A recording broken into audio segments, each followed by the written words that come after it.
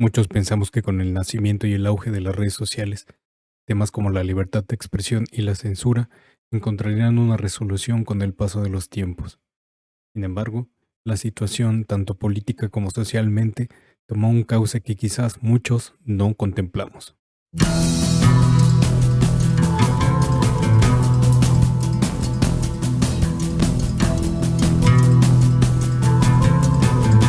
¿Realmente es importante y necesaria la censura?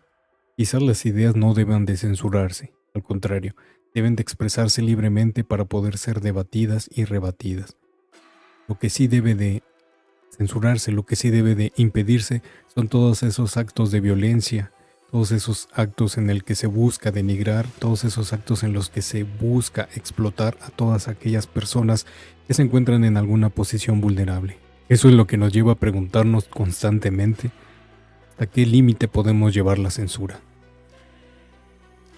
La censura es la alteración o supresión indebida del discurso, la escritura, las fotografías u otras formas de comunicación, basada en que dicho contenido puede considerarse subversivo, obsceno, pornográfico, políticamente inaceptable o perjudicial para el bienestar público. Algunos gobiernos y entidades privadas usan esta figura para eliminar contenido por razones que ellos califican como de seguridad nacional, para evitar discursos de odio, proteger a niños y otros grupos, restringir la opinión política o religiosa y evitar la calumnia o la difamación. Aunque creemos que las plataformas digitales son fuentes neutrales de información, la realidad es que las redes sociales están retirando información y suspendiendo cuentas, amparándose en los términos y condiciones establecidos por ellas. En otras palabras, cuentan con el poder suficiente para delimitar sobre qué tema se puede debatir de manera abierta y establecen el tono de comunicación pública en su plataforma. En las actuales circunstancias, es importante determinar si la decisión de estas plataformas de bloquear algunos contenidos es parte de sus prerrogativas como empresas privadas, o si están atentando contra el derecho fundamental a la libertad de expresión. Las redes sociales manejan el poder suficiente para delimitar de qué tema se puede debatir de manera abierta en su plataforma y establecen el tono de comunicación pública. Llegamos a un punto en el que creímos que éramos poseedores de nuestra opinión, de nuestras ideas, y que gracias a estas redes sociales podríamos fácilmente esparcirlas, distribuirlas a través de un medio tan masivo como el Internet.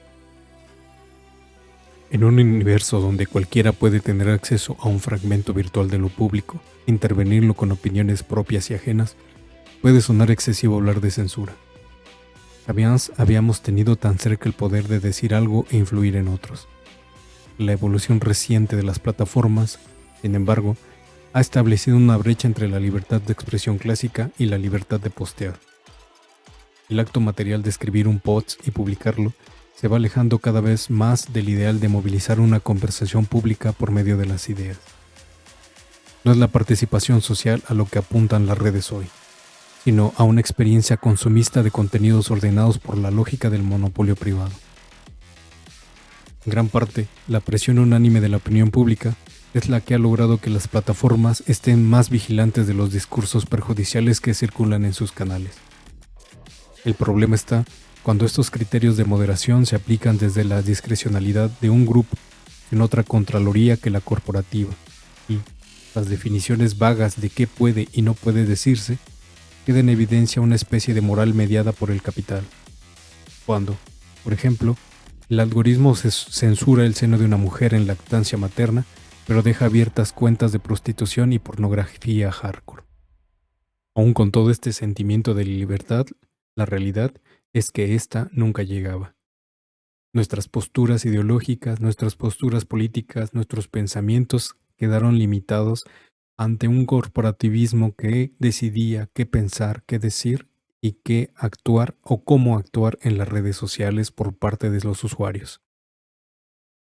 El cambio tecnológico ha introducido una enorme contradicción social.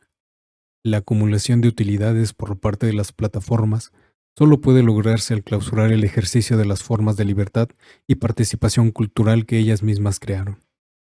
En la economía de la información, la libertad de expresarse es un derecho subordinado a la protección de los propietarios de la inversión. Por eso, Las redes sociales pueden ser masivas, pero jamás públicas. Todo apunta a un asunto que entra y sale de las pantallas: la confusión entre lo público, lo publicado y lo publicitado. Si la producción de contenidos y la reproducción de opiniones desdibujan el marco de las interacciones con lo público en nuestros días, la propia experiencia de usuario tendrá que darnos las pistas de una posible solución. Cuando somos ciudadanos digitales y cuando solo somos usuarios de un entorno monetizado de expresión. Habrá incluso que establecer criterios más conscientes de consumo y participación que nos ayuden. Por una parte, a evitar el caos de millones de mensajes sin relevancia ni interacción. Y por otra, a saltar el cerco algorítmico creado por las normas de una asamblea de accionistas. Es un hecho que la distribución de la voz pública sigue en conflicto, aun cuando las herramientas tecnológicas de enunciación parezcan estar en manos de todos. De ahí que es necesario preguntarnos de qué hablamos cuando hablamos de censura en el mundo digital y cuál realmente es la libertad de expresión que defendemos.